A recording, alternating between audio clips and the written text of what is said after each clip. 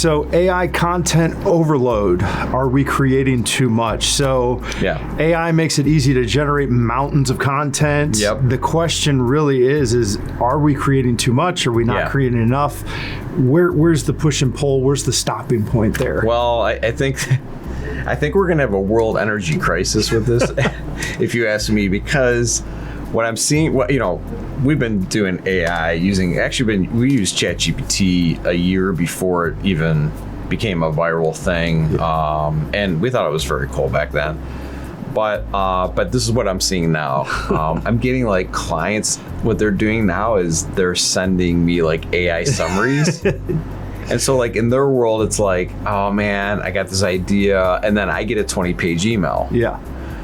And then I have to use AI to decipher the email and figure out. So what I think is going to happen here is we are literally not going to communicate to each other anymore. We're just passing AI. And we're just going to use massive data centers just to go back and forth. That's the future. I don't like it in that sense. So there is a right and wrong place. What I've been doing with our clients, because in the early days, we were sending fairly like elaborate reports. What I found myself doing now is reading through the elaborate report and just getting it down to what the client wants. In fact, I think that simplification is probably going to be key. Like, yeah, you can send this like beautiful, audacious thing, but they're going to know it's AI and it's going to feel empty. So it's going to be a blend. I think it's going to be a blend of personal. It's going to be a blend of AI. Like I was working on an estimate today, and we do use AI for some of that. And I read through it, and like, I'm just trying to be cognizant of the customer and saying, does the customer want to read all of this? And actually, I adjusted that template to say, give me like a summary worksheet at the end of the estimate. So like, if they just want to like not read all the AI stuff we have in there, they can just bounce right down to the summary, executive summary, and just mark off the things they want to do, and then they're on their way.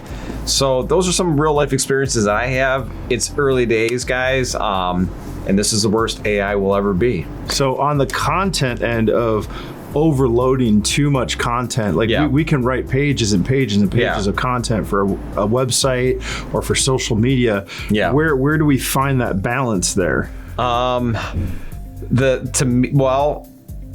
In my eyes, the balance is super clear, because when I go on Facebook, I almost don't ever want to go on Facebook ever again because there's so much AI generated content. And what's happening right now is everybody thinks they're cool, but nobody's cool. That's the problem. Like, everybody thinks they're cool. I'm like the only one. This is what everybody's thinking right now.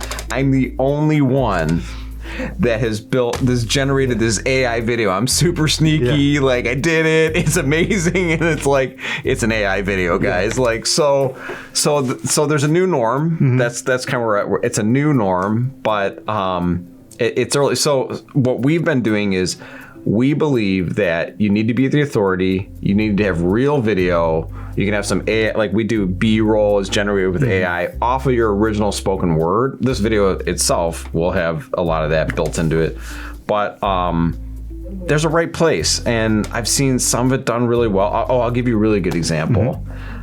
We were running Facebook ads for a customer, and it was very much like in the ChatGPT illustrative style, right? And then our customer that we're running ads for started doing their own stuff, which looked exactly the same. And then I started seeing the illustrative style everywhere on Facebook. Then what we did is we went back and said, well, now we have to control brand. Because it was just like, it was really cool in the beginning. It was like, flowers and trees and buy now sales. And I'm like, oh my gosh, the drawing's amazing. But now it's like, that's like the dancing smiley face of like 20 years ago. Everyone had like the dancing animated smiley face like 20 years ago. That illustrative format, but it's going so fast. Everybody has it. It's the same thing. So fast. Do you remember, it was like 3 months ago maybe, where I did like my persona illustration, and then you did your persona illustration. You still have it in your email. You have it in your email footer, but it looks good there. Actually, that's a good place for it. Because it sort of like demonstrates that we're like techie and we're into this stuff. But man, I like stuff that used to take years to sort of come in and out of trend is like literally in and out every month. In fact, We won't talk about it here, but I believe SaaS is dead. We'll talk about that in a different video. No, I'm serious, because it's like we used SaaS platforms like for 30 days and we're like, nah, that one's out. Yeah. So anyhow. Well, and it's the type of thing where you said like Virteom has been using AI for a long time, like even before ChatGPT and stuff like that. Probably 2 years even before ChatGPT, we were using it, and we're continuing to take it and kind of push the limits of what we can do. Like some people are out there and they say AI and they just mean ChatGPT or Copilot or something like that. But what we actually are doing here is we're actually using AI strategically in places to be able to make things more efficient, make it better, and just move things forward 100%. and push those limits. I think so. I mean, I think people want it. They want real. Like we are real. Like if you're just getting tired of all the AI generated stuff, this is raw. This is real.